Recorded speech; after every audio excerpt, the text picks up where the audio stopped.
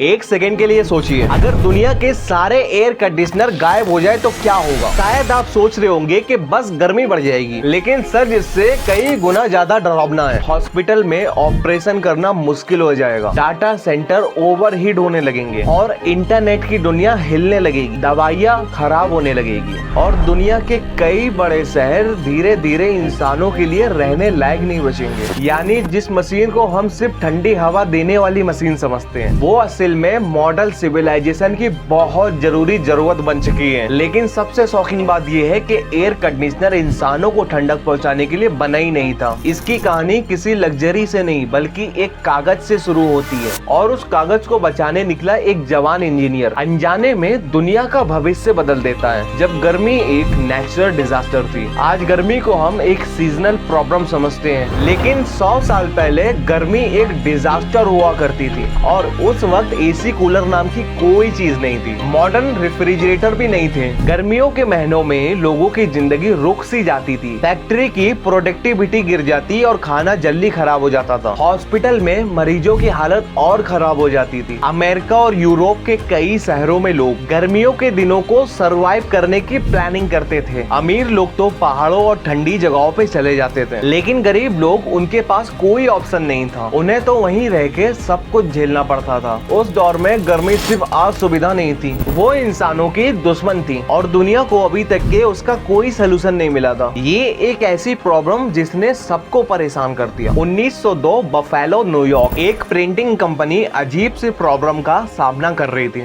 Machine सही थी, employees भी सही थे और इंक भी ठीक थी, फिर भी हर साल गर्मियों में उनका काम खराब हो जाता। क्यों? क्योंकि कागज फूल जाता था। हवा में मौजूद नमी कागज के अंदर घुस जाती थी, कागज फैलने लगता था और जब कागज फैलता था तब प्रिंटिंग एलिमेंट्स खराब हो जाते थे। कंपनी को भारी नुकसान उठाना पड़ता था और मैनेजमेंट परेशान थी। एक्सपर्ट फेल हो चुके थे और तब उन्होंने मदद मांगी एक इंजीनियरिंग कंपनी से। यहीं से शुरू होती है असली कहानी। 25 साल का वो इंजीनियरिंग फील्ड ने इस प्रोजेक्ट को एक यंग इंजीनियर को दे दिया। नाम था बिलिस करियर। उम्र 25 साल, ना कोई बड़ा नाम, ना कुछ खास एक्सपीरियंस और ना कोई सेलिब्रिटी साइंटिस्ट वाली पहचान, लेकिन उसके अंदर एक क्वालिटीज थी। वो प्रॉब्लम को अलग नजरिए से देखता था। जहाँ सब लोग गर्मी को प्रॉब्लम मान रहे थे, करियर ने कुछ और देखा। उसने देखा असली दुश्मन सिर्फ टेम्परेचर नहीं है, असली दिक्कत तो ह्यूमिडिटी है और नामी है, और अगर नामी को कंट्रोल कर लिया जाए तो पूरी प्रॉब्लम खत्म हो सकती है। यही ऑब्जर्वेशन उसकी जिंदगी और दुनिया दोनों बदलने वाला था। रेलवे स्टेशन पे उनको एक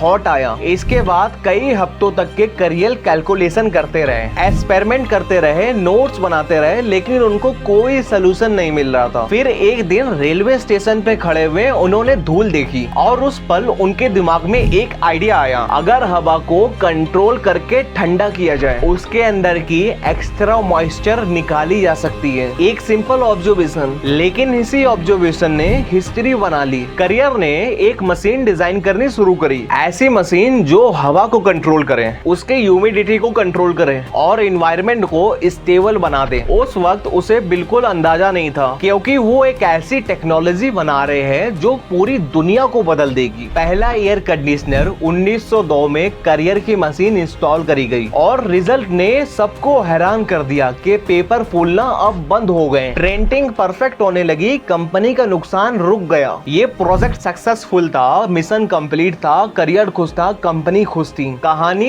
यहीं खत्म हो सकती थी, लेकिन कभी कभी इतिहास की सबसे बड़ी कहानियां वहीं से शुरू होती है जहां लोग समझते हैं कि सब कुछ खत्म हो गया। करियर ने तो सिर्फ कागज बचाया था, लेकिन उसने अनजाने में इंसानों का फ्यूचर बदल दिया। जब इंडस्ट्री ने इस टेक्नोलॉजी की ताकत देखी, प्रिंटिंग इंडस्ट्री के बाद टेक्सटाइल, फिर मिल्स ने इस टेक्नोलॉजी को अपनाना शुरू किया, फिर फार्मास्यूटिकल कंपनीज ने, फिर फूड प्रोसेसिंग फैक्ट्रीज में, सबको समझ में आ गया था कि कंट्रोल एयर एक सुपर पावर है। अब प्रोडक्शन ज्यादा स्टेबल था, अब क्वालिटीज ज्यादा अच्छी थी और लॉसेस कम थे। धीरे धीरे करियर का इन्वेंशन इंडस्ट्रीज की जान बनने लगा और उसका नाम इंजीनियरिंग दुनिया में फैलने लगा। लेकिन सबसे बड़ा धमाका अभी बाकी था। 1920 के दौर तक के बिलिस करियर का इन्वेंशन धीरे धीरे इंडस्ट्री में अपनी जगह बना लेते हैं। फैक्ट्री उनकी टेक्नोलॉजी का इस्तेमाल कर रही थी, बड़े बिजनेसमैन इन पे भरोसा करने लगे। ऐसा लग रहा था था कि करियर की सक्सेस की कहानी अब सिर्फ आगे ही बढ़ेगी, लेकिन आया फिर एक ऐसा साल जिसने पूरी दुनिया को हिला के रख दिया। 1929 वॉल स्ट्रीट क्रैश,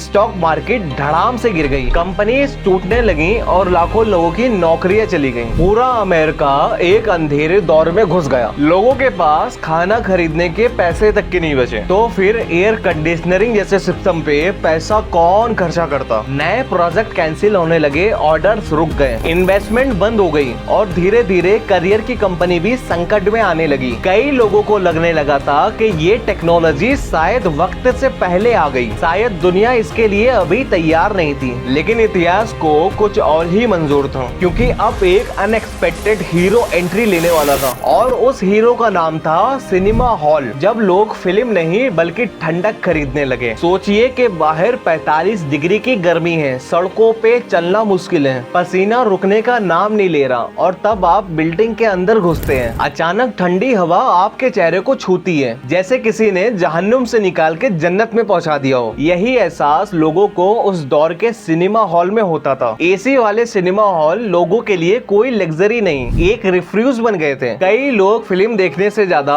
ठंडी हवा महसूस करने आते थे। सिनेमा ओनर ने एक बात नोटिस करी, जिस हॉल में एसी था वहाँ भीड़ ज्यादा थी और जिसमें नहीं था वहाँ कुर्सियां खाली थी। और धीरे धीरे अमेरिका के सिनेमा हॉल में एयर कंडीशनरिंग लगनी शुरू हो गई। करियर की कंपनीज को नए ऑर्डर्स मिलने लगे, बिजनेस दोबारा जीने लगा। लेकिन इस बार सिर्फ कंपनीज नहीं बच रही थी, एक नया मार्केट पैदा हो रहा था और आम लोग पहली बार एयर कंडीशनिंग को महसूस कर रहे थे। और जब किसी इंसान को एक बार ठंडक की आदत लग जाती है तो वो उसे भूल नहीं पाता है। और जब एसी अमीरों के घर पहुंचा, 1931 की मार्केट में पहला रूम एयर कंडीशनर आया, यानी अब पूरी बिल्डिंग नहीं बल्कि एक रूम को भी ठंडा किया जा सकता है। ये एक रिवॉल्यूशनरी आइडिया था, लेकिन एक प्रॉब्लम थी, इसका प्राइस। उस वक्त एक रूम एसी की कीमत इतनी ज्यादा थी कि आम आदमी उसके बारे में सोच भी नहीं सकता था। सिर्फ अमीर लोग, बड़े बिजनेसमैन, लग्जरी मैंसन ही सिर्फ इसको खरीद सकते थे। लेकिन टेक्नोलॉजी का एक नियम होता है, जो चीज आज लग्जरी होती है कल नेसेसिटी बन जाती है। और एयर कंडीशनर के साथ भी वही हुआ। वर्ल्ड वॉर के बाद आई ठंडक की क्रांति। 1945 में वर्ल्ड वॉर खत्म हुआ। अमेरिका की इकोनॉमी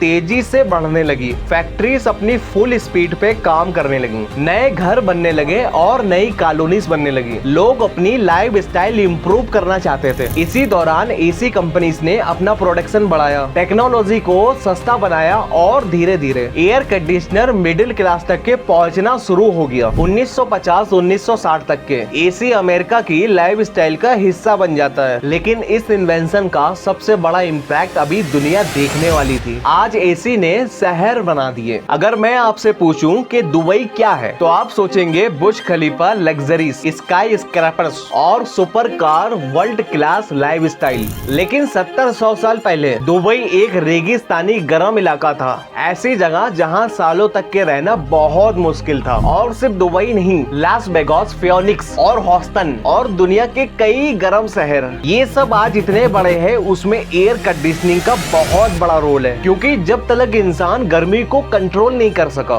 तब तक के कुछ जगहों पे बड़े स्केल पे रह ही नहीं सकता था। एक मशीन ने ज्योग्राफी बदल दी, एक मशीन ने माइग्रेशन बदल दिया, एक मशीन ने इकोनॉमिक्स मैप बदल दिए। जरा सोचिए कितनी बड़ी बात है ये। आप सोच रहे होंगे कि एसी रूम ठंडा करता है, बस ठीक है, लेकिन इसमें इतनी बड़ी बात क्या है? हॉस्पिटल के ऑपरेशन थिएटर से लेकर के medicine manufacturing plant, microchip factories और फूड स्टोरेज सिस्टम, ये सब एयर कंडीशनिंग पे डिपेंड करते हैं। और सबसे इंटरेस्टेड चीज, इंटरनेट। आज आप जिस फोन से ये वीडियो देख रहे हैं, उसके पीछे दुनिया भर का डाटा सेंटर काम कर रहे हैं। उन डाटा सेंटर में हजारों सर्वर्स एक साथ चल रहे होते हैं। ये सर्वर कुछ मिनट में इतनी हीट जनरेट करते हैं कि बिना कूलिंग के फेल हो सकते हैं। यानी आपका Instagram, Google, Netflix, online banking, सब कुछ एयर कंडीशनिंग पे डिपेंड करता है। जिस मशीन को सिर्फ हम लोग कंफर्ट समझते हैं, वो असल में डिजिटल दुनिया का फाउंडेशन है। एक कागज से शुरू हुई दुनिया बदलने की कहानी। 1902 में बिल्ली करियर सिर्फ एक प्रिंटिंग प्रेस की प्रॉब्लम सॉल्व करना चाहते थे। उनके दिमाग में न दुबई था, न इंटरनेट था, न मॉडर्न हॉस्पिटल, न डाटा सेंटर, न $1 सिटीज। उनके सामने सिर्फ एक कागज था, एक सिंपल प्रॉब्लम, और उन्होंने उस प्रॉब्लम प्रॉब्लम को सॉल्व करने की कोशिश की। लेकिन कभी कभी दुनिया की सबसे बड़ी क्रांतियां इसी तरह पैदा होती हैं। एक छोटी सी प्रॉब्लम और एक सिंपल सोल्यूशन और फिर पूरी दुनिया बदल जाती है। दुनिया बदलने वाले लोग दुनिया बदलने नहीं निकलते, वो सिर्फ एक प्रॉब्लम सॉल्व करने निकलते हैं और इतिहास उनका खुद नाम लिख देता है।